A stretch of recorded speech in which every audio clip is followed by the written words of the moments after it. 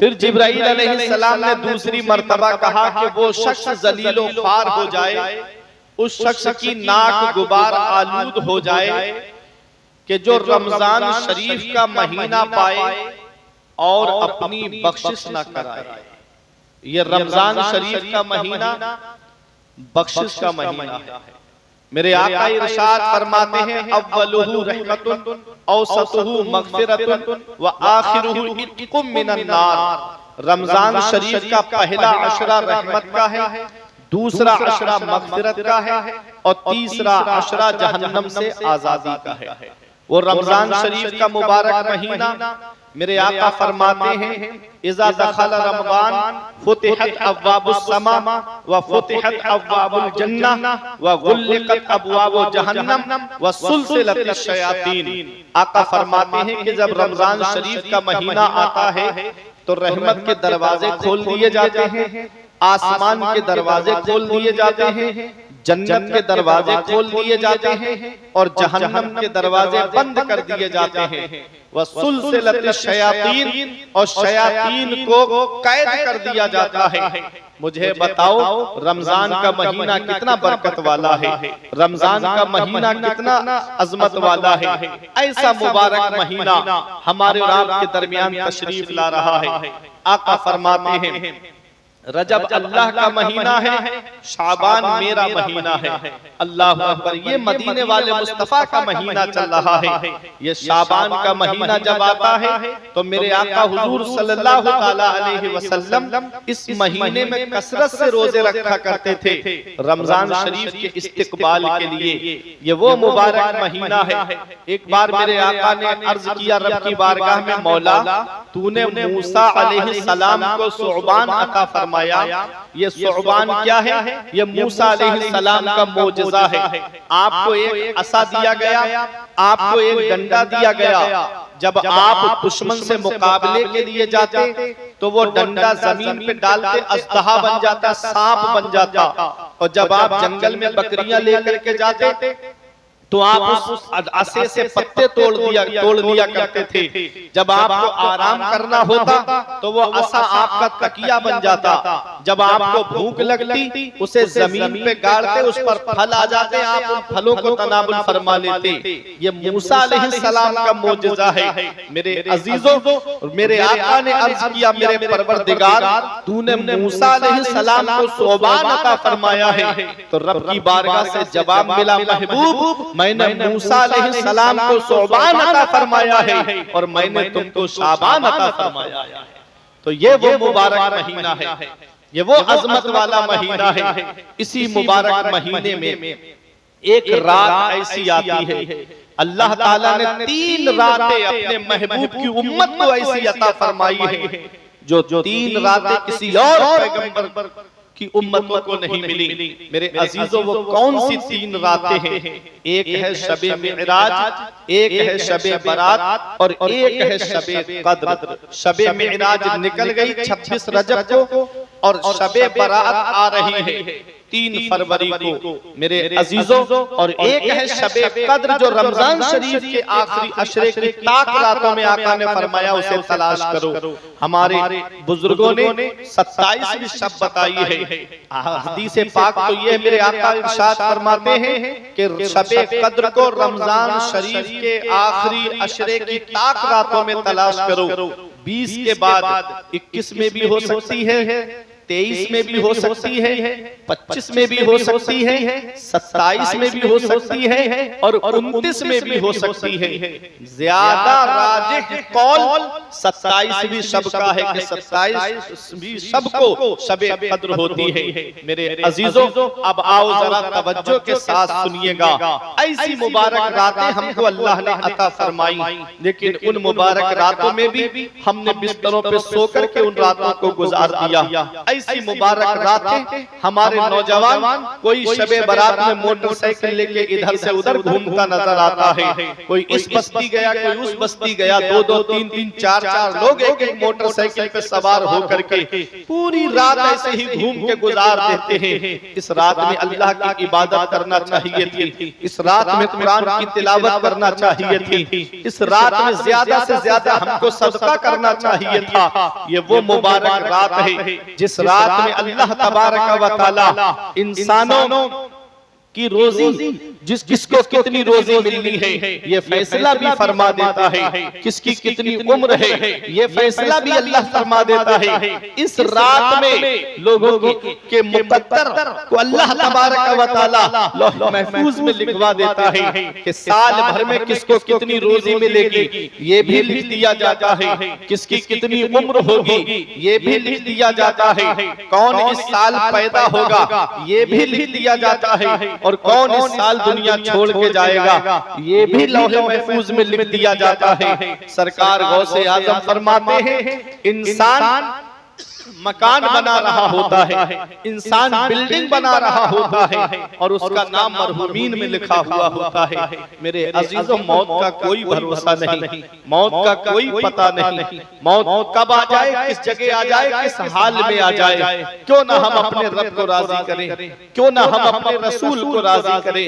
ये दुनिया तो वैसे भी एक दूसरे से खुश नहीं है, अल्लाह को राजी करो, उसके रसूल को राजी करो। ऐसी मुबारक रात आ रही है, इस रात को बिस्तरों पे सो के मत गुजारना, इस रात को चौराहों पे खड़े होके मत गुजारना, इस रात को इधर उधर गाड़ियां दौड़ा करके मत गुजारना। इस मुबारक रात में अल्लाह की इबादत करो, इस मुबारक रात में अपने नबी पे दुरूद पाक पढ़ो, इस मुबारक रात में कुरान की तिलावत करो। ऐसी रातें किस्मत वालों को मिलती हैं, पता नहीं अगली साल किस किस को नसीब हो ये मुबारक रात। इसलिए मेरे अजीजों, हमारे बुजुर्गों ने कहा हर नमाज को ये सोच करके पढ़ा करो कि ये मेरी आखिरी नमाज है, नमाज में दिल लग जाएगा। आज हम नमाजों से दूर हो गए, आज हम रोजों से दूर हो गए, आज हम अपने रब की इबादत से दूर होते जा रहे हैं। मेरे अजीजों, जुमे के दिन देखो तो कैसे मस्जिद भरी नजर आती है, और फिर उसके अलावा पांचों वक्त में देखो तो फजर में वही गिने चुने दो तीन नमाजी, जोहर में वही गिने चुने दो तीन नमाजी,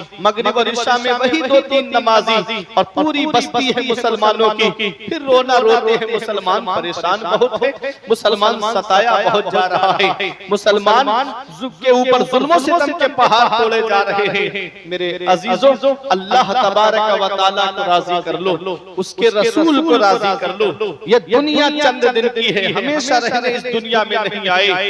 बड़े बड़े दौलत वाले आए, पैसे वाले आए और ये दुनिया छोड़ के चले गए। तुमने सिकंदर बादशाह का नाम नहीं सुना? 18 साल की उम्र में आधी दुनिया पे हुकूमत करने वाला सिकंदर बादशाह। कितनी दौलत होगी उसके पास में, कितना पैसा होगा उसके पास में, कितना सरमाया होगा उसके पास में, लेकिन क्या पैगाम दे के जा रहा है? कहता है कि जब मेरा इंतकाल हो जाए तो मेरे हाथ कफन से बाहर निकाल देना। पूछा गया हाथ तो कफन के अंदर रखने का हुक्म है, तुम्हारे हाथ कफन के बाहर क्यों निकाल दिए जाएं? तो सिकंदर बादशाह कहता है ताकि दुनिया देख ले कि सिकंदर जिसने 18 साल की उम्र में आधी दुनिया पे हुकूमत कर ली, वो जब इस दुनिया में आया तब भी खाली हाथ आया था, और जब दुनिया से जा रहा है तब भी खाली हाथ जा रहा है। या पंजतन बचाना, जब जान तन से निकले, या पंजतन बचाना, जब जान तन से निकले तो मेरे आका कलमा जुबान से निकले। क्या लाया था सिकंदर, क्या ले चला यहाँ से? दोनों के हाथ खाली बाहर कफन से निकले। ये दुनिया चंद दिन की है। मेरे अजीजों, अच्छे काम करके दुनिया से जाओ, मुत्तकी बन के दुनिया से जाओ, परहेजगार बन के दुनिया से जाओ। आज हमारे पास तो कोई ऐसी नेकी नजर नहीं आती, आज हमारे सब रोज गुनाहों में गुजर रहे हैं। आओ आज मैं आपको एक इमाम की बात सुनाता हूँ। इमाम आजम अबू हनीफा का नाम आपने सुना होगा। आज हमारा हाल क्या है? आज हमारा हाल ये है कि आज कोई इमामों की कमियां ढूंढ रहा है, कोई आलिमों की कमियां ढूंढ रहा है, कोई अपने गांव बस्ती वालों की कमियां ढूंढ रहा है। होना तो ये चाहिए था। आका फरमाते हैं जो मुसलमान किसी मुसलमान के ऐबों को छुपाएगा, अल्लाह क़यामत के दिन उसके ऐबों को छुपाएगा। और आज हम एक दूसरे के ऐब जाहिर कर रहे हैं। अगर किसी की बुराई देख ले, अगर किसी के अंदर कमी देख ले, तो सबके सामने चौराहे पे उसकी कमियां जाहिर कर रहे हैं, हम सबके सामने उसकी बुराई कर रहे हैं। आओ इमाम आज़म अबू हनीफा को अल्लाह ने वो कमाल अता फरमाया, वो शान अता फरमाई कि इमाम आज़म अबू हनीफा मस्जिद में बैठे हुए हैं। अचानक से आपने क्या देखा, एक शख्स आया और आने के बाद वो वुजू करने लगा। वुजू से जो पानी के कतरे गिर रहे थे, आपको अल्लाह ने वो कमाल अता फरमाया था कि आप उन वुजू के कतरों में देख लिया करते थे कि ये कौन सा गुनाह करके आया है। इमाम आज़म अबू हनीफा ने देखा एक शख्स नौजवान को वुजू करते हुए करीब आए और आकर के कहा, ऐ नौजवान, अपने माँ बाप को सताने से तौबा कर ले, अपने माँ बाप को परेशान करने से तौबा कर ले। उसने कहा, इमाम आज से मैं सच्ची तौबा करता हूँ, आज के बाद कभी अपने माँ बाप को नहीं सताऊंगा। एक और नौजवान आया, वुजू कर रहा था, आपने वुजू के कतरे देखे, पानी जो गिर रहा था, देख लिया इसमें ये क्या गुनाह करके आया है। आप उसके करीब आए और फरमाया, ए शख्स, शराब पीने से तौबा कर ले। इमाम आज़म ने जब इतना कहा, उसने कहा, इमाम मैं सच्ची तौबा करता हूँ, आज के बाद कभी शराब के करीब नहीं जाऊंगा। एक शख्स और वुजू करने के लिए आया, मेरे इमाम ने उसको वुजू करते हुए देखा। ये कमाल था इमाम आज़म अबू हनीफा का। अरे मेरे आका की हदीस भी तो है, आका फरमाते हैं, इत्तकू फिरासतल मुमिनी फइन्नहु यंजुरु बिनूरिल्लाह, मोमिन की फिरासत बातिनी से बचो, वो अल्लाह के नूर से देखता है। इमाम आज़म अबू हनीफा को अल्लाह ने ये कमाल अता फरमाया कि जब आदमी कोई वुजू करता, उससे जो पानी के कतरे गिरते थे, देख लेते थे कि ये क्या गुनाह करके आया है। हदीसे पाक है, मेरे आका इरशाद फरमाते हैं, जब कोई वुजू करता है तो उसके गुनाह वुजू के पानी के कतरों के साथ में गिर जाते हैं। इसलिए नमाजें पढ़ा करो, अच्छा वुजू किया करो, अल्लाह की इबादत के लिए अच्छा वुजू किया करो। मेरे अजीजों, जब कोई बंदा वुजू करता है तो जो पानी के कतरे गिरते हैं, उन पानी के कतरों के साथ में इंसान के गुनाह भी झड़ जाते हैं। इमाम आज़म अबू हनीफा देख रहे हैं, फिर आपकी आंखों में आंसू आ गए। कहते हैं, मैं लोगों के ऐब जाहिर कर रहा हूँ, मैं लोगों के ऐबों को बता रहा हूँ। कहते हैं कि मौला आज के बाद अबू हनीफा कभी लोगों की बुराइयां ना देखे, उनके ऐब ना देखे। आज के बाद जब भी उसे नजर आए तो लोगों की अच्छाइयां नजर आए। ये हमारा इमाम है, इमाम आज़म अबू हनीफा।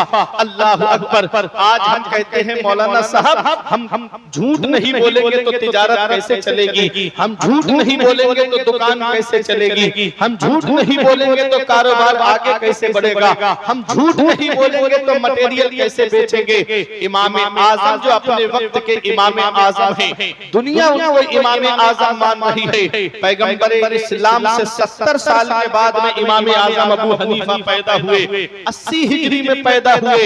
मेरे आका ने और पेशीन गोइयां फरमाई, उन्हीं पेशीन गोइयों में एक ये भी फरमाई, आका ने फरमाया, इल्म अगर सुरैया पे भी होगा तो फारस का शख्स इल्म को सुरैया से भी ले आएगा। अल्लाह अकबर। वो कौन है? वो इमाम आज़म अबू हनीफा हैं। फरमाया कि अगर इल्म सुरैया में भी छुपा हुआ होगा तो फारस का रहने वाला इल्म को सुरैया से भी ले आएगा। अल्लाह अकबर। ये इमाम आज़म अबू हनीफा हैं, जिस इमाम की हम पैरवी करते हैं। मसाइल शरइया में जिस इमाम की हम पैरवी करते हैं, उस इमाम का नाम इमाम आज़म है। हम हनफी जो कहलाते हैं, इमाम आज़म अबू हनीफा की तरफ निस्बत करके हम हनफी कहलाते हैं।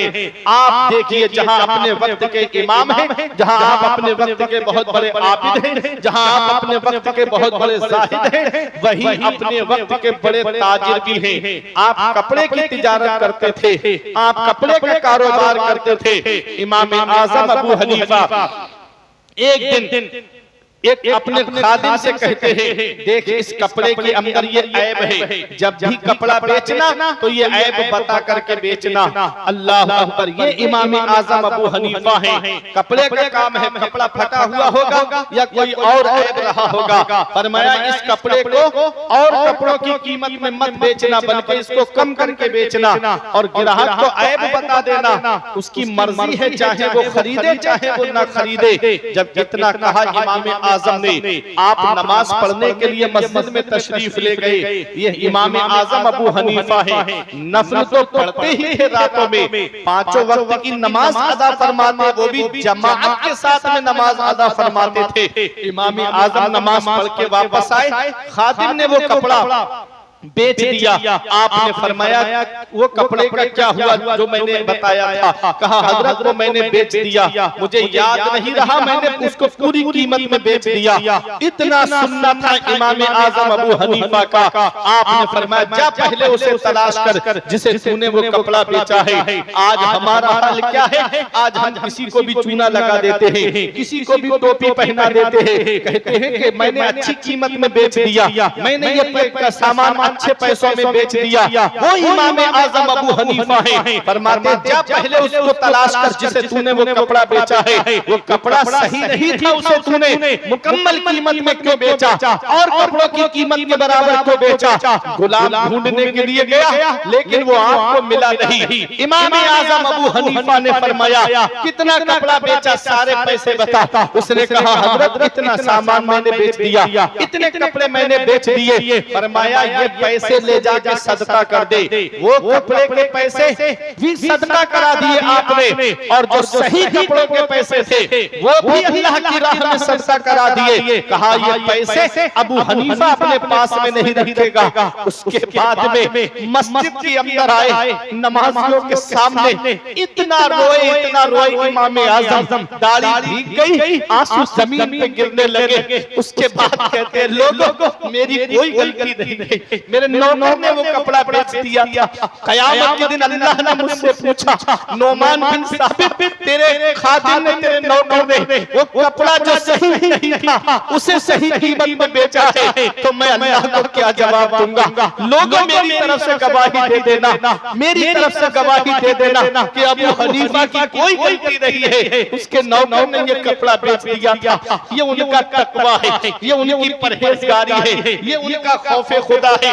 आज हमारे दिल से खुदा का खौफ निकल गया, आज हमारे दिल से मरने का डर निकल गया, आज हमारे दिल से खुदा का खौफ निकल गया। कोई भाई की जमीन पे कब्जा कर लेता, एक आंसू उसकी आंख से नहीं निकलता। कोई भाई बहनों का हक मार देता, एक आंसू उसकी आंख से नहीं निकलता। कोई पड़ोसियों का हक मार देता है, एक आंसू उसकी आंख से नहीं निकलता। कोई रिश्तेदारों का हक मार देता है, एक आंसू उसकी आंख से नहीं निकलता। लोगों अल्लाह की पकड़ से डरो, इन्ना बत्श रब्बिका लशदीद, तेरे रब की पकड़ बहुत सख्त है। जब अल्लाह पकड़ता है तो फिर कोई छुड़ाने वाला नहीं मिलता। उस रब की पकड़ से डरो। वो अल्लाह है जिसने फिरौन को दरिया कुलसुम में डुबो के मार दिया। वो अल्लाह है जिसने नमरूद को नमरूद को तो छोटे छोटे बच्चों से मरवा दिया, नमरूद को लंगड़े मच्छर से मरवा दिया। वो अल्लाह है जिसने अबू जहल को तो छोटे छोटे बच्चों से मरवा दिया। वो अल्लाह है जिसने यजीद को दर्द कौलैन से मार दिया। उस रब की पकड़ से डरो। वो अल्लाह है, जब पकड़ता है तो फिर कोई छुड़ाने वाला नहीं मिलता। इसलिए हर हकदार को उसका हक दो,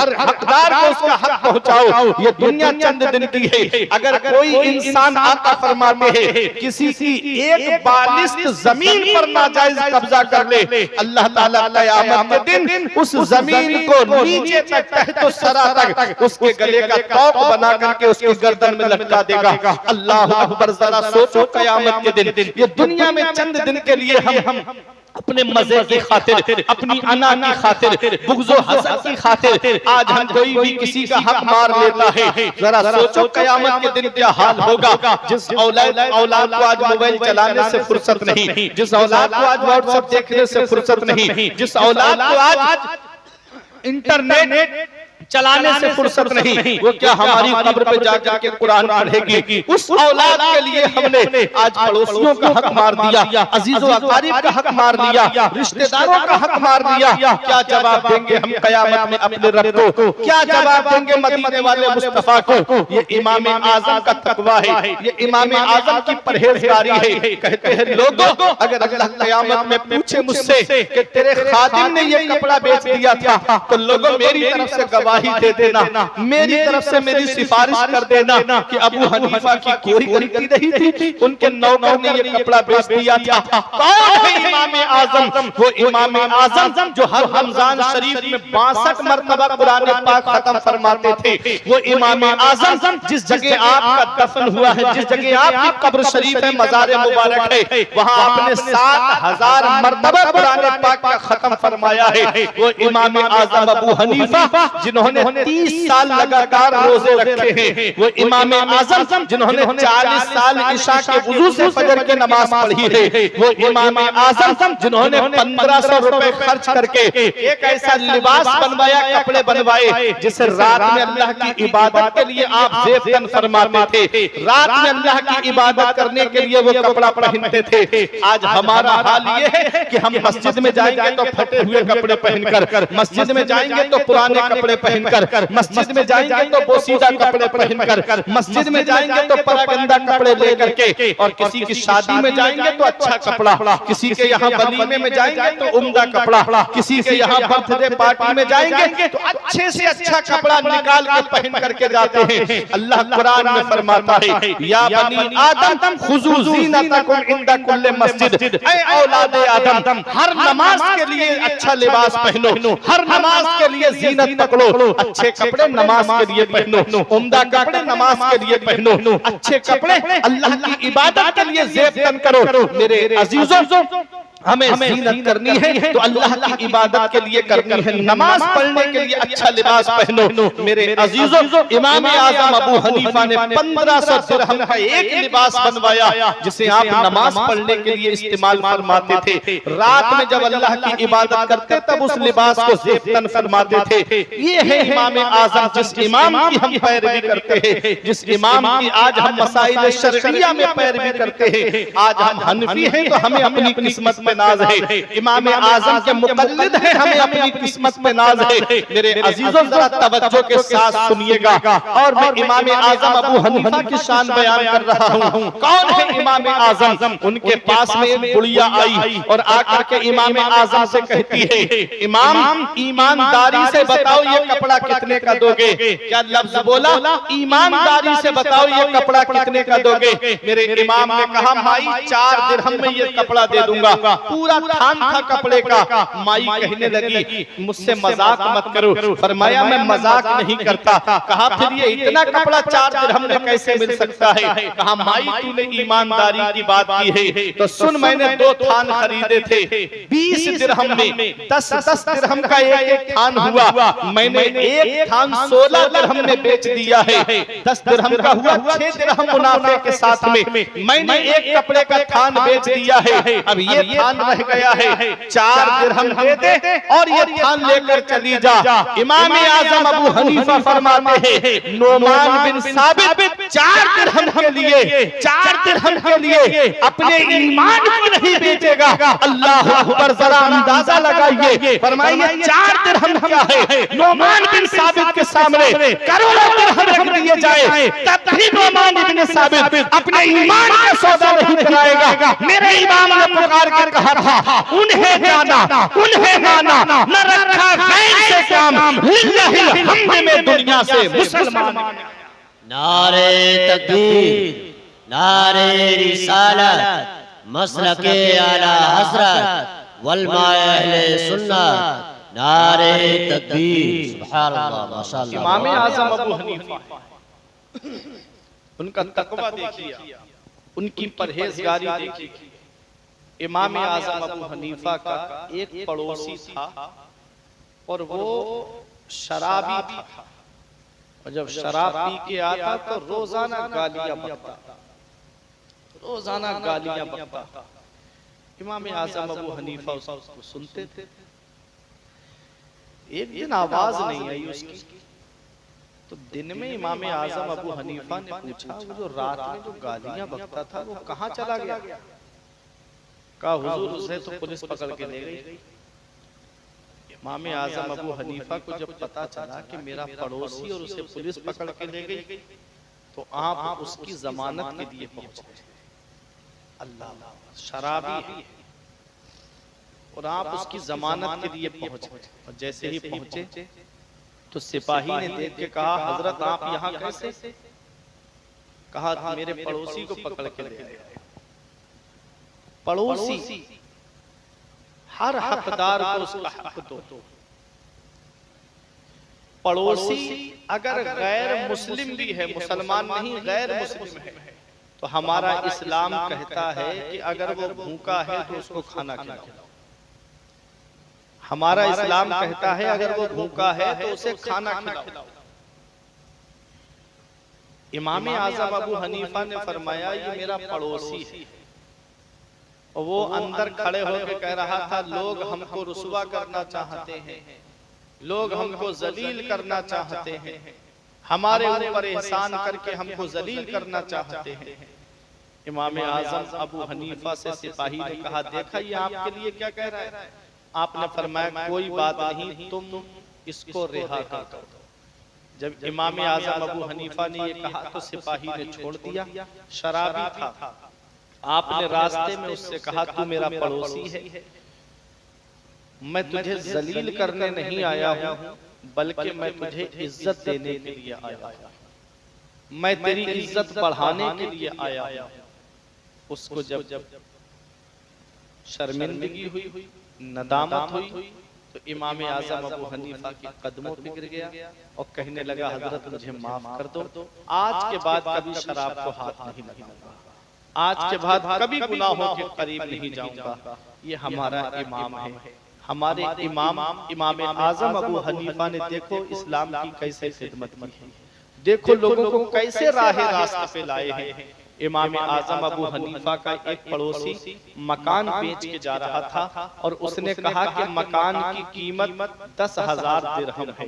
कितनी? 10,000 दिरहम। तो लोगों ने कहा इतना महंगा तो मकान नहीं है जो तूने इतनी कीमत मांगी है। तो कहा 5,000 दिरहम मेरे मकान की कीमत है और 5,000 दिरहम इस चीज के लूंगा कि वो मकान इमाम आजम अबू हनीफा के पड़ोस में है। जब इतना उसने कहा, कीमत भी तय हो गई।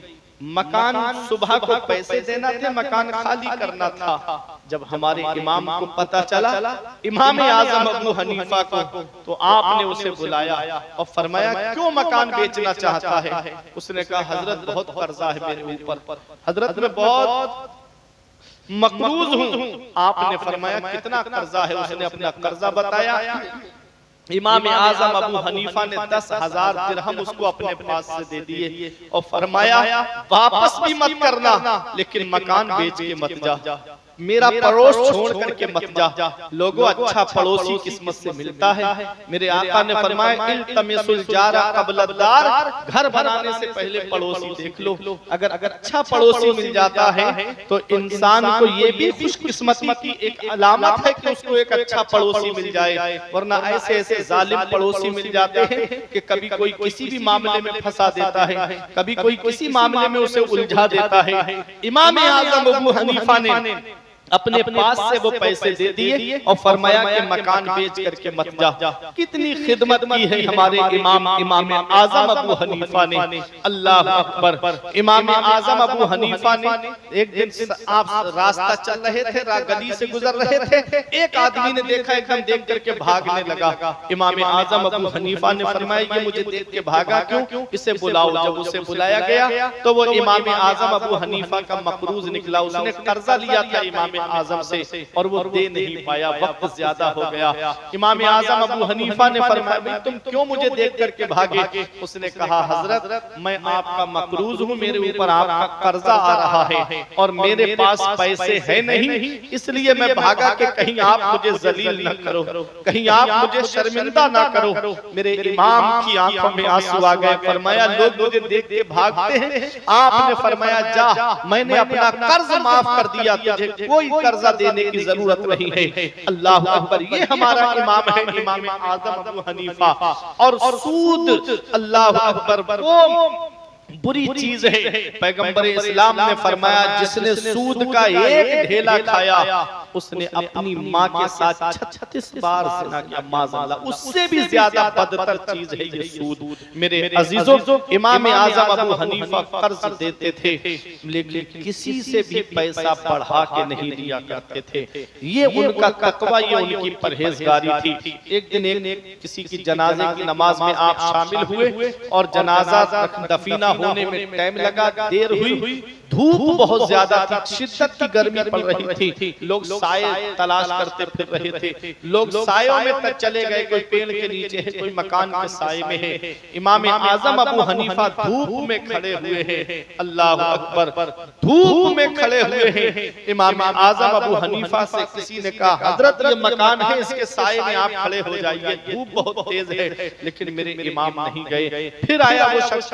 हजरत क्यों अपनी जान पर जुल्म कर रहे हैं? इतनी तेज गर्मी पड़ रही है, धूप पड़ रही है, आप मकान की साए में चले जाइए। इमाम आजम अबू हनीफा ने फरमाया, ये मकान का मालिक मेरा मकरूज है, इसने मुझसे कर्जा लिया है। अगर मैं इसके मकान के साए में चला गया तो कहीं ऐसा ना हो कि लोग ये समझे कि इमाम उसके मकान के साए में इसलिए खड़े हुए थे क्योंकि वो उनका मकरूज था, उसने उससे कर्जा लिया था, इसलिए मैं इसके मकान के साए से भी फायदा नहीं लूंगा।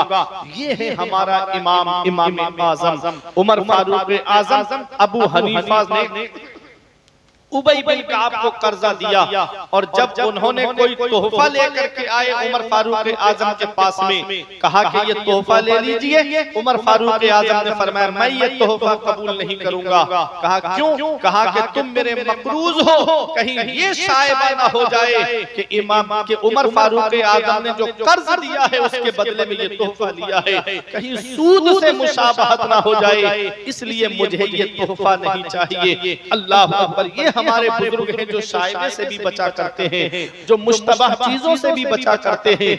इसीलिए आज दुनिया इनको याद कर रही है, इसीलिए दुनिया इनका खुतबा पढ़ रही है, इसीलिए दुनिया इनकी बारगाह में खिराज अकीदत पेश कर रही है। मेरे अजीजों, इसी शाबान के महीने में इमाम आजम अबू हनीफा, अल्लाह अकबर, नुमान बिन साबित, जिनका मकाम बहुत बुलंद है, जिनका मर्तबा बहुत बुलंद है, जिनकी शान बहुत बुलंद है, उनको याद किया जा रहा है। अल्लाह अकबर, इसी मुबारक महीने में शबे बारात भी है, इसी मुबारक महीने में इमाम आजम अबू हनीफा विसाल भी है। ऐ मेरे अजीजों, जरा तवज्जो के साथ सुनिएगा।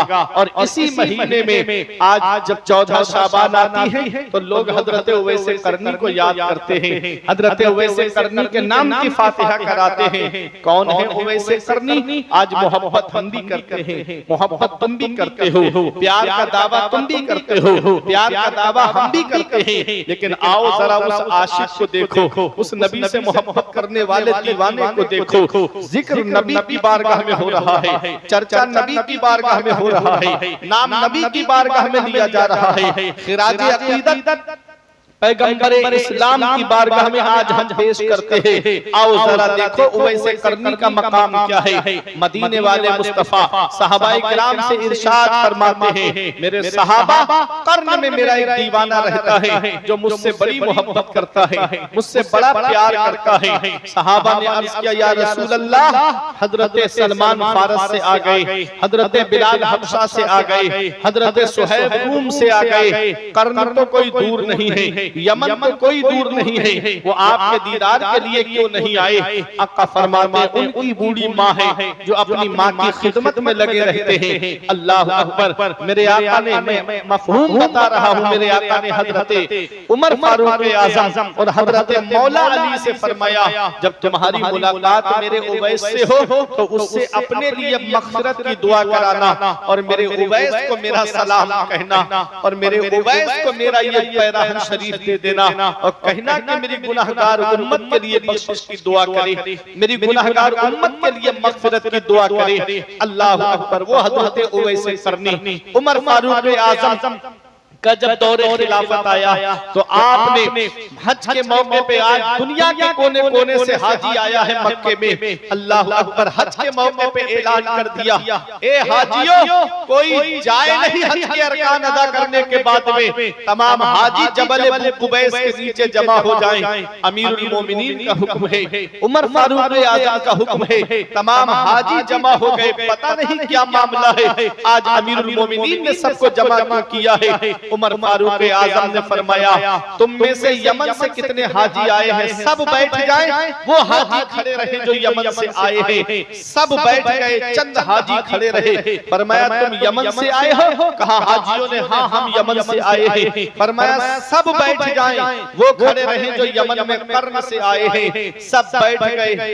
एक शख्स खड़ा रहा, फरमाया, तुम कर्न से आए हो? कहा हाँ। कहा, क्या तुम उवैस करनी को जानते हो? कहा, कौन उवैस करनी? मैं तो किसी उवैस को नहीं जानता। हाँ, एक मेरा भतीजा है उवैस नाम का, लेकिन वो तो इस लायक नहीं कि आप उसका नाम लें, वो तो इस लायक नहीं कि आप उसका जिक्र करें, वो तो दीवाना है, वो तो पागल है। जब गलियों से गुजरता है तो बच्चे उसके ऊपर पत्थर मारते हैं, जब गलियों से गुजरता है तो कुत्ते उसके ऊपर भौंकते हैं। अल्लाह अकबर, उवैस करनी का जब नाम सुना तो आंखों में आंसू आ गए। आपने फरमाया, तू पागल क्यों कह रहा है? उसने कहा कि जब लोग रोते हैं तो वो हंसता है, और जब लोग हंसते हैं तो वो रोता है। कहा कि जब बच्चे पत्थर मारते हैं तो उनसे कहता है, बच्चों मुझे मोटे मोटे पत्थरों से न मारा करो, जब मुझे मोटे मोटे पत्थरों से मारते हो मेरे जिस्म से खून निकलता है और मेरा वुजू टूट जाता है। मुझे छोटे छोटे पत्थरों से मारा करो ताकि मेरे जिस्म को चोट तो लगे लेकिन मेरा वुजू न टूटे, मेरा वुजू सलामत रहे। उमर फारूक आजम ने फरमाया, वो मिलेंगे। कहा यही हमारे साथ आया है, कहीं हमारी बकरियां चरा रहा होगा, देखो जा करके।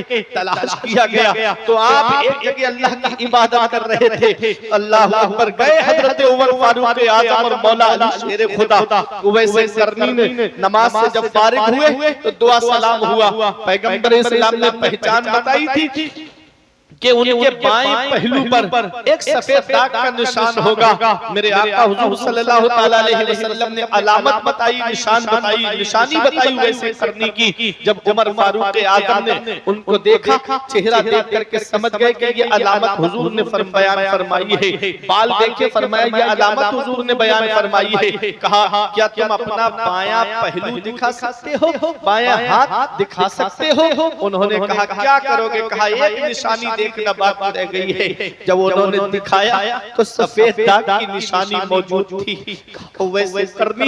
वैसे करनी तो नबी ने सलाम कहा है, पैगंबर इस्लाम ने सलाम कहा है। इतना सुनना था कि रोने लगे। कहा, मेरे आका ने मुझको सलाम कहा है। कहा, मेरे आका ने तुमको सलाम कहा है। वैसे करनी रोए और रो करके कहने लगे, बताओ और कुछ मेरे आका ने फरमाया? कहा, हाँ।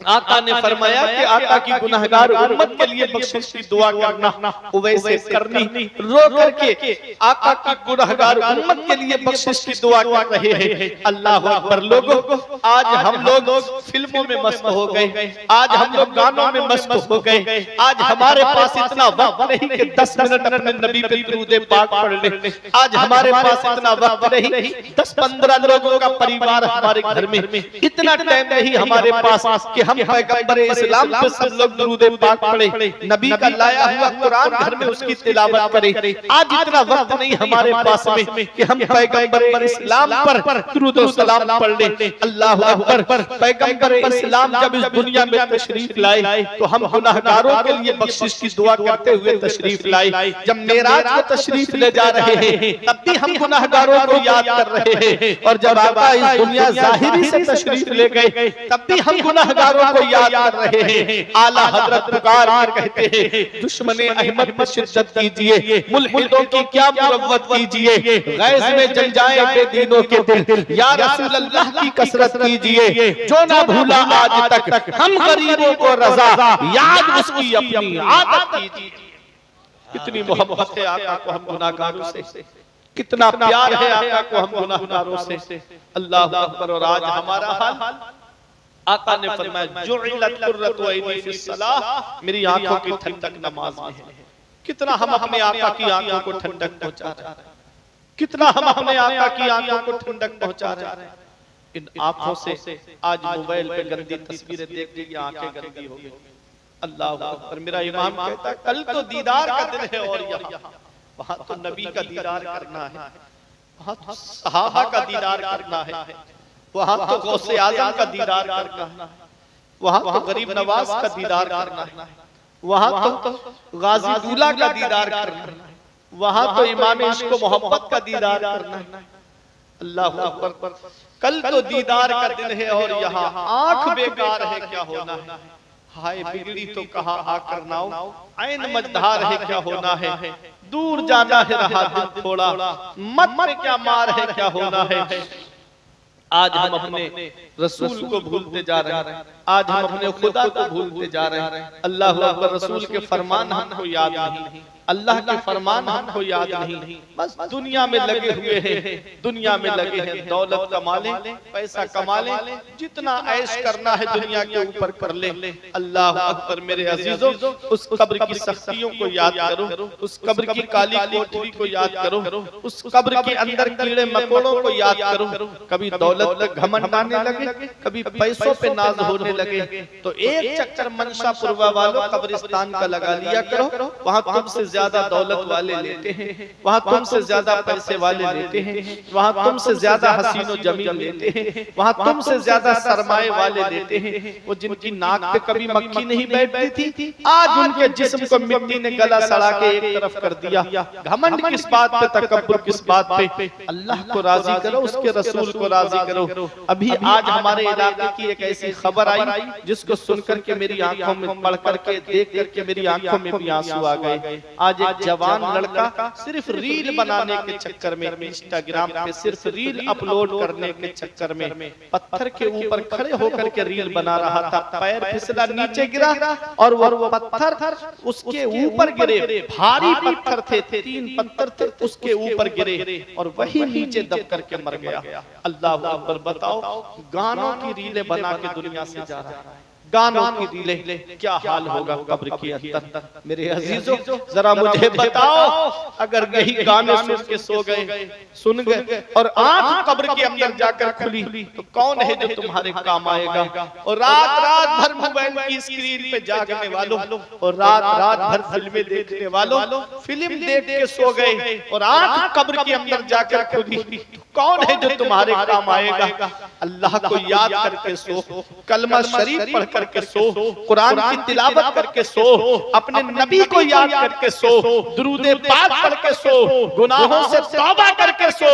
मेरे अजीजों, जो सूरह मुल्क पढ़ करके सोता है, अगर उसी रात में उसे मौत आ जाए तो अल्लाह ताला उसको शहादत का सवाब अता फरमाता है। इसलिए कुरान पढ़ के सोया करो, कलमा शरीफ पढ़ करके सोया करो। क्या पता सुबह को आंख खुली कि ना खुली, गुनाहों से तौबा कर लिया करो, गुनाहों से माफी मांग लिया करो। मेरे अजीजों, ये मुबारक रात आ रही है, शब बारात, जिसमें आप हलवा तो खाते हो, हलवे पे जिस शख्सियत के नाम की फातिहा लगाते हो, जरा उनका किरदार भी तो देखो।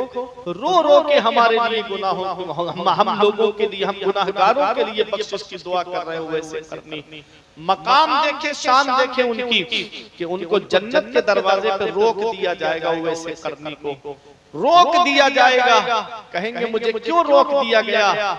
आवाज आएगी, वैसे करनी, अकेले मत जाओ जन्नत में, अपने नबी की उम्मत की शफाअत करो और उसको अपने साथ में जन्नत में लेकर के जाओ। अल्लाह अकबर। ये मकाम है वैसे करनी का, कि जन्नत के दरवाजे पे रोक दिए जाएंगे। और दुनिया में हाल देखो, लिबास फटा हुआ है, हमारा कपड़ा फट जाए हम बजाज की दुकान पे जाते हैं, हमारा कपड़ा फट जाए हम शोरूम में जाते हैं, हमारा कपड़ा फट जाए हम रेडी रेडीमेड कपड़े की दुकान पे जाते हैं और क्या करते हैं, अच्छे से अच्छा कपड़ा खरीदते हैं। और उवैसे करनी का जब कपड़ा फट जाता, उनका लिबास फट जाता, तो वो किसी मार्केट में नहीं जाते, किसी बजाज की दुकान पे नहीं जाते, बल्कि वहां जाते जहां कूड़ा करकट पड़ा करता था, और वहां पुराने कपड़े निकाल करके धो करके पाक करके उसका पेबंद लगा करके अपने लिबास में रखते थे। अल्लाह अकबर, आज हमको भूख लगे, हम 5 स्टार होटल पे जाते हैं, हमको भूख लगे,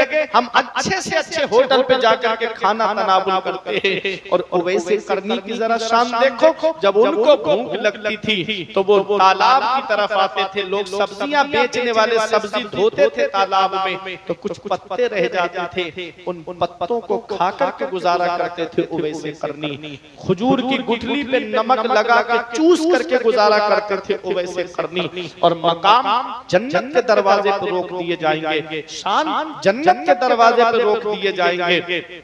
और दुनिया में आप देखें, ये दुनिया की जीनत क्या है, ये थोड़ी सी देर का लहव लहब है, थोड़ी सी देर खेल कूद का सामान है। कुल मताउ दुनिया कलील, दुनिया का सामान थोड़ा है।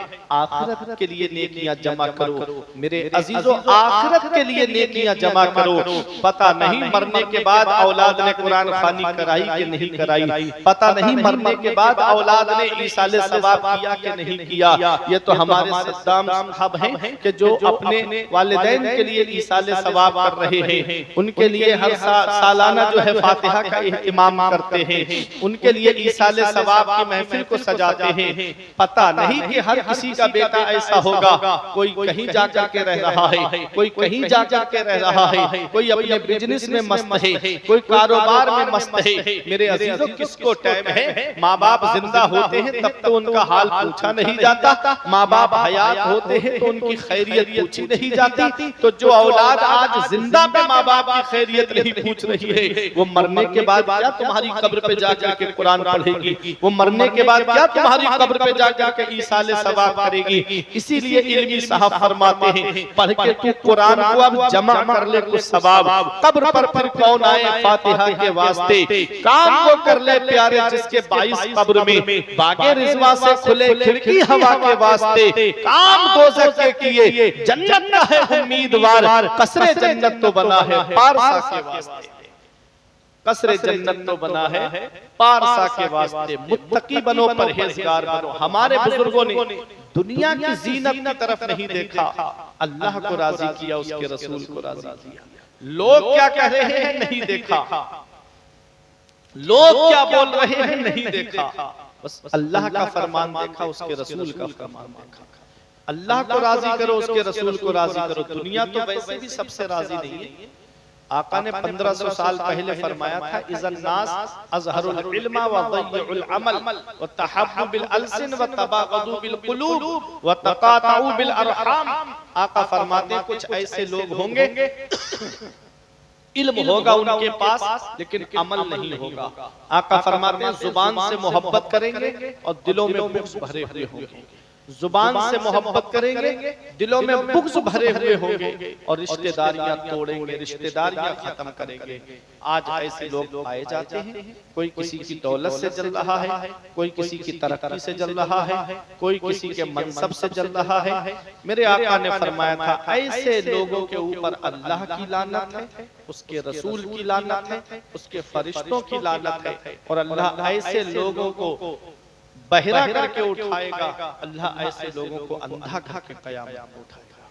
अब बताओ मेरे अज़ीज़ों, मैं आपसे पूछना चाहता हूँ, ये मेरी आखिरी बात है, तकरीर खत्म करने जा रहा हूँ अपनी। आज हम दुनिया के अंदर रह रहे हैं, तो क्या आज हम आपस में एक दूसरे से मोहब्बत कर रहे हैं? क्या आज हमारे अंदर खुलूस है?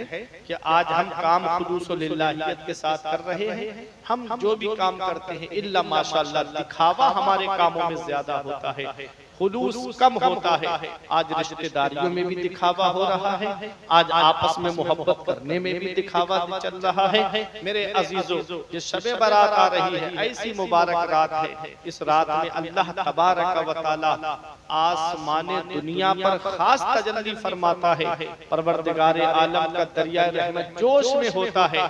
अल्लाह रब्बुल इज्जत अपने बंदों से फरमाता है कोई मुसीबत ज़दा मैं उसको मुसीबत से निजात अता फरमाऊं। है कोई बीमार मैं उसको बीमारी से शिफा अता फरमाऊं। है कोई मुझसे मांगने वाला, है कोई मुझसे मांगने वाला, और ये सिलसिला तुलू फजर तक रहता है, सुबह सादिक तक रहता है। हम बिस्तरों में पड़े पड़े सो रहे हैं, उधर अल्लाह की रहमत पुकार के कह रही है हम तो माइल व करम है, कोई साइल ही नहीं, राह दिखलाएं किसे रह रहे मंजिल ही नहीं। ऐसी मुबारक रात आ रही है मेरे अजीजों, अपने घरों में अल्लाह की इबादत करो। हमारी माँ बहनें हैं, उनसे भी मेरी गुजारिश है अपने घरों में कुरान की तिलावत करो, अपने घरों में अल्लाह की इबादत करो, घरों के अंदर रह करके अपने रब को याद करो। ये दुनिया चंद दिन की है जहां आदमियों को नेकियों की जरूरत है। मेरी माँ बहनों तुम्हें भी नेकियों की जरूरत है। इस मुबारक रात में अल्लाह सबको बख्शता है।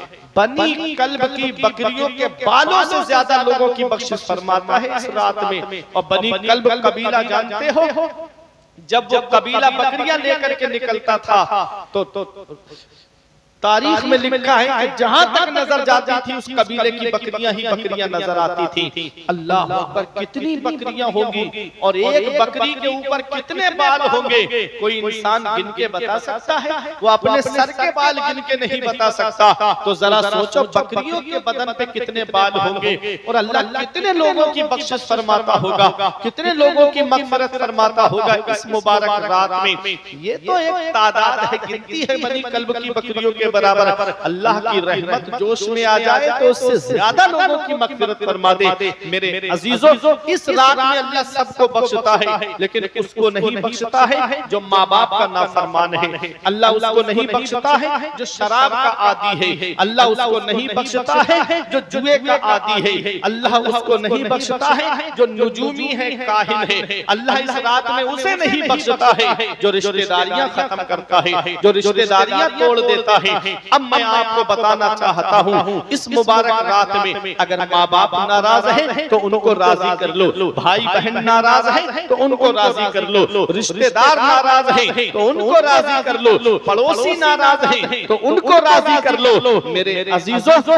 आज हमारे माँ बाप नाराज बैठे हैं, भाई बहन नाराज बैठे हैं, चचा चाऊ नाराज बैठे हैं, खानदान वाले नाराज बैठे हैं, रिश्तेदार नाराज बैठे हैं, पड़ोसी नाराज बैठे हैं। और माफी कहाँ मांगी जाती है? सोशल मीडिया पे माफी मांगी जाती है। कोई व्हाट्सएप पे माफीनामा डाल रहा है, कोई इंस्टाग्राम पे माफीनामा डाल रहा है, कोई फेसबुक पे माफीनामा डाल रहा है, कोई यूट्यूब पे माफीनामा डाल रहा है कि शबे बारात आ गई है, मुझे माफ कर देना, मुझसे कोई गलती हो गई हो तो माफ कर देना, मुझसे कोई तकलीफ पहुंची हो तो माफ कर देना। माफी उनसे मांगी जा रही है जो तुझे जानते तक नहीं, माफी उनसे मांगी जा रही है जो तुझे पहचानते तक नहीं, माफी उनसे मांगी जा रही है जो तेरा नाम तक नहीं जानते। इधर बाप नाराज बैठा है, भाई नाराज बैठा है, चचा चाऊ नाराज बैठे हैं, भतीजे नाराज बैठे हैं, बहन बहनोई नाराज बैठे हैं, मामू नाना नाराज बैठे हैं। माफी उनसे मांगी जाती है जो पहचानते तक नहीं, जो पहचानते हैं उनसे नाराजगी किए बैठा है, उनसे रिश्ते खत्म किए बैठा है। माफी मांगनी है तो अपने भाई से मांगो, माफी मांगनी है तो अपनी बहनों से मांगो, माफी मांगनी है तो चचा ताऊओं से माफी मांगो, माफी मांगनी है तो अपने रिश्तेदारों से मांगो। मेरे अजीजों, इस मुबारक रात में अल्लाह उनको नहीं बख्शता है जो माँ बाप के नाफरमान है। हमारे उलमा फरमाते हैं माँ बाप के पैर पकड़ के भी राजी करना पड़े तब भी उनको राजी कर लेना। माँ बाप अल्लाह की बहुत बड़ी नेमत है। जिस दिन इनकी चारपाई घर से उठ गई उस दिन एहसास होता है आज कितना बड़ा साया मेरे घर से चला गया।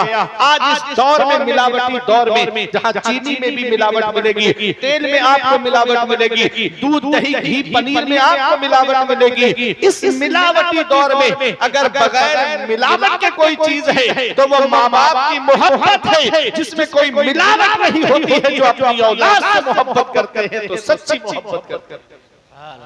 इसलिए अपने माँ बाप को राजी करो, अपने भाइयों को राजी करो, अपने बहन बहनों को राजी करो, अपने रिश्तेदारों को राजी करो। जरा जरा सी बातों पे बहनों से रिश्ता खत्म। बहन बकरा ईद के मौके पे इंतजार करती, मेरा भाई मेरे घर आ जाता। ईद के मौके पे इंतजार करती, भाई के कदम मेरे घर में आ जाते। शबे बारात में इंतजार करती, काश मेरे भाई के कदम मेरे घर में आ जाते। बहन इंतजार कर रही है, भाई है कि अपनी बहन के घर पे कदम नहीं रखता, अपनी बहन से रिश्ता खत्म कर दिया, अपने रिश्तेदारों से रिश्ते खत्म कर दिए और माफी सोशल मीडिया पे मांगी जा रही है। इस मुबारक रात में सबको राजी करो, कोई नाराज है तो उससे माफी मांग लो, कहो कि मुझे माफ कर देना। इस मुबारक रात में मेरे लिए भी बख्शिश की दुआ करो, मैं आपके लिए भी बख्शिश की दुआ करूंगा। अल्लाह ताला इरशाद फरमाता है, इन्नल्लाह यअमुरु बिल अदली वल इहसान व ईताइ ज़िल कुर्बा, बेशक अल्लाह ताला तुम्हें हुक्म देता है इंसाफ करने का, भलाई करने का और रिश्तेदारों के साथ में अच्छा सलूक करने का, रिश्तेदारों का हक अदा करने का, अहले क़राबत का हक अदा करने का, और 3 कामों से तुम्हें रोकता है, बेहयाई से रोकता है, बुरी बातों से रोकता है और जुल्म करने से रोकता है। ये नसीहत है अगर तुम मानो। मेरे अजीजों, अल्लाह ने 3 चीजों के करने का हुक्म दिया, 3 कामों से हमें रुकने का हुक्म दिया, इंसाफ करने का हुक्म दिया, भलाई करने का हुक्म दिया, एहसान करने का, अल्लाह ने रिश्तेदारों के हुकूक अदा करने का हमको हुक्म दिया। हमें इंसाफ करना है, हमें भलाई करनी है, हमें रिश्तेदारों के जो हुकूक हैं उन हुकूक को अदा करना है, बुराई से दूर रहना है, सरकशी से दूर रहना है, किसी को सताने से बाज आना है, किसी पे जुल्म करने से बाज आना है। ये नसीहतें हैं अल्लाह की तरफ से, अगर हम कबूल करेंगे अल्लाह हमको सवाब अता फरमाएगा, और अगर हम इस पर अमल नहीं करेंगे, अल्लाह ने 2 घर बनाए हैं, एक है जन्नत, एक है जहन्नम। अच्छे काम करोगे अल्लाह जन्नत अता फरमाएगा, बुरे काम करोगे अल्लाह जहन्नम में डालेगा। 5 वक्त की नमाज पढ़ो, अल्लाह की इबादत करो, शबे बारात रही है, अपने घरों में खुशी का माहौल रखो। उस रात में रूहें अपने घरों पे आती हैं और कहती हैं, ऐ घर वालों, हम इतना सब कुछ छोड़ के तुम्हारे लिए चले गए, तुम हमारे लिए क्या कर रहे हो? अपने अजीज जो दुनिया से चले गए उनके नाम से सदका करो, उनके नाम से ईसाले सवाब करो, उनके नाम से कुरान पढ़ करके बख्शो, उनके नाम से कुरान की सूरतें पढ़ करके ईसाले सवाब करो। आका फरमाते हैं, जो एक मर्तबा सूरह यासीन शरीफ पढ़ दे और कब्रिस्तान के मुर्दों को ईसाल कर दे तो अल्लाह ताला कब्रिस्तान के मुर्दों के अज़ाब में कमी कर देता है और पढ़ने वाले को तादाद के बराबर सवाब अता फरमाता है। इस मुबारक रात में कब्रिस्तान जाना मदीने वाले मुस्तफा की सुन्नत है। शबे बारात में कब्रिस्तान जाना मदीने वाले मुस्तफा की सुन्नत है कि मेरे आका शबे बारात में शुहदाए उहुद की कब्रों पे आप तशरीफ ले जाते थे और वहां जाकर के मेरे आका हुजूर सल्लल्लाहु ताला अलैहि वसल्लम उन कब्रों के पास तशरीफ ले जाते थे। यहाँ से ये पता चलता है कि शबे बारात में कब्रिस्तान जाना मदीने वाले मुस्तफा की सुन्नत है। हजरत आयशा सिद्दीका रजी अल्लाह ताला अन्हा से आका ने इरशाद फरमाया, आयशा 15वीं शब को यानी शबे बारात को अल्लाह तबारक व तआला लोगों की को रोजी तकसीम फरमाता है। इस रात में फैसले हो जाते हैं किसको कितनी रोजी मिलेगी, किसकी कितनी उम्र होगी, किसको कितनी दौलत मिलेगी। अल्लाह ताला इस रात में फैसले फरमा देता है। ये मुबारक रात है, अल्लाह की इबादत करके गुजारो, नेक अमल करके गुजारो। माँ बाप जिंदा है तो उनकी खिदमत करो, उनकी कद्र करो, उनके साथ में हुस्न सुलूक करो, उनके साथ भलाई करो। और अगर उनका इंतकाल हो गया है तो कब्रिस्तान जाकर के उनकी कब्र पे इसाले सवाब कर दिया करो, कुरान पढ़ करके बख्श दिया करो। और कुछ भी अगर आपको कुरान पढ़े हुए नहीं है तो कलमा शरीफ आपको जरूर याद होगा, कुल वल्लाह शरीफ तो आपको जरूर याद होगी, अलहम्दो शरीफ तो आपको जरूर याद होगी। अगर 11 मरतबा कुल वल्लाह शरीफ पढ़ करके आप इसाले सवाब कर देंगे तो अल्लाह तबारक व तआला आपके अजीज की कब्र में अगर अजाब हो रहा होगा तो अल्लाह ताला उस अजाब में कमी फरमा देता है। ये सूरह इखलास की बरकत है। और कलमा शरीफ की फजीलत मेरे आका हुजूर सल्लल्लाहु अलैहि वसल्लम के दीवानों आला हजरत ने अल मलफूज शरीफ के अंदर शेख मुहियुद्दीन इब्नुल अरबी की एक रिवायत नकल करते हुए फरमाते हैं कि जो 70,000 मरतबा कलमा शरीफ पढ़ करके अपने अजीज के लिए ईसाले सवाब कर दे तो अल्लाह ताला कलमा शरीफ पढ़ने वाले को भी बख्श देता है और जिसके लिए ईसाले सवाब किया है अल्लाह ताला उसे भी बख्श देता है। इसलिए अपने अजीजों के लिए इसाले सवाब कर दिया करो। मैंने कुरान मुक़द्दस की एक आयत करीमा तिलावत करने का शरफ हासिल किया। परवरदिगार आलम कुरान पाक में इरशाद फरमाता है, इन्नल्लाहा यअमुरु बिल अदली वल इहसान व ईताइ ज़िल कुर्बा व यनहा अनिल फहशाइ वल मुनकरी वल बगी यइज़ुकुम लअल्लकुम तज़क्करून। बेशक अल्लाह ताला तुमको हुक्म इंसाफ करने का, भलाई करने का और अहले कराबत के साथ में अच्छा सुलूक करने का, और तुमको रोकता है वह यनहा, और तुमको रोकता है अनिल फहशा, बुरी बातों से, वल मुनकर, और नाजायज कामों से, वल बगी, और हद से ज्यादा सरकशी, हद से ज्यादा सरकशी करने पर, जुल्म करने पर अल्लाह तबारक व तआला 3 कामों का इस आयत में हुक्म दे रहा है और 3 कामों से अल्लाह रोक रहा है। अब हमको अल्लाह रब्बुल इज्जत ने क्या हुक्म दिया है? अल्लाह ने हमको हुक्म दिया है कि हम इंसाफ करें। अल्लाह ने हमको हुक्म दिया है कि हम इहसान करें। अल्लाह ने हमको हुक्म दिया है कि हम अपने रिश्तेदारों के साथ में अच्छा सलूक करें। ये 3 कामों का हुक्म दिया अल्लाह ने। इंसान की पूरी जिंदगी का अगर निचोड़ देखा जाए तो वो इन्हीं 3 कामों में मौजूद है। इन्हीं 3 कामों के अंदर इंसान की पूरी जिंदगी आपको नजर आएगी। अदल किसे कहते हैं? अदल के माना है इंसाफ करना, और इंसाफ किसे कहते हैं? हर हकदार को उसका हक दिया जाए। जो हक का मुस्तहिक है उसका हक उसको दे दिया जाए। आका फरमाते हैं, ऊतू कुल्ला ज़ी हक़्क़िन हक़्क़ा, हर हक वाले को उसका हक दो। जो हक वाला है, जो हकदार है, उसका हक उसको दो।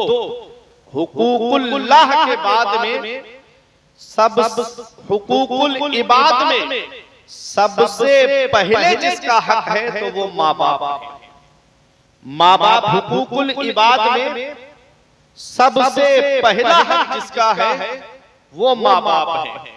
माँ बाप अल्लाह की बहुत बड़ी नेमत, माँ बाप अल्लाह की अजीम नेमत। जब तक ये जिंदा होते हैं औलाद के लिए बख्शिश का जरिया है। मेरे आका हुजूर सल्लल्लाहु ताला अलैहि वसल्लम रमजान शरीफ के महीने में जब मस्जिद नबवी में तशरीफ लाए, मिंबर शरीफ की पहली सीढ़ी पर कदम रखा, आपने आमीन कहा। दूसरी सीढ़ी पर कदम रखा, आमीन कहा। तीसरी सीढ़ी पर कदम रखा, आमीन कहा। सहाबा ने अर्ज किया, या रसूल अल्लाह, दुआ करने वाला तो कोई नजर नहीं आया। या रसूल अल्लाह, आपने आमीन फरमाया, इसमें कौन सी ऐसी हिकमत है? तो आका इरशाद फरमाते हैं, जब मैंने मिंबर की पहली सीढ़ी पर कदम रखा, जिब्राइल अलैहिस्सलाम दुआ कर रहे थे कि वो शख्स जलीलो ख्वार हो जाए, वो शख्स रुसवा हो जाए कि जिसके सामने मेरा नाम लिया जाए और वो मुझ पर दुरूद पाक ना पढ़े। हुजूर सल्लल्लाहु ताला अलैहि वसल्लम का नाम जब भी सुनो मोहम्मद तो कहो सल्लल्लाहु ताला अलैहि वसल्लम। तो मेरे आका हुजूर सल्लल्लाहु अलैहि वसल्लम ने इरशाद फरमाया, मैंने आमीन कहा। परवरदिगार आलम हम सबको अमल की तौफीक अता फरमाए, इहदिनस सिरातल मुस्तकीम पे चलने की तौफीक रफीक अता फरमाए। मेरे कुछ अर्ज करने में सबकत लिसानी की वजह से या बतकाज़ा बशरियत कोई गलती हो गई हो तो मौला मुझे माफ फरमाए। अस्तगफिरुल्लाह रब्बी मिन कुल्लि ज़ंबिन व अतूबु इलैहि। कलमा तैयब पढ़े, ला इलाहा इल्लल्लाहु मुहम्मदुर रसूलुल्लाह।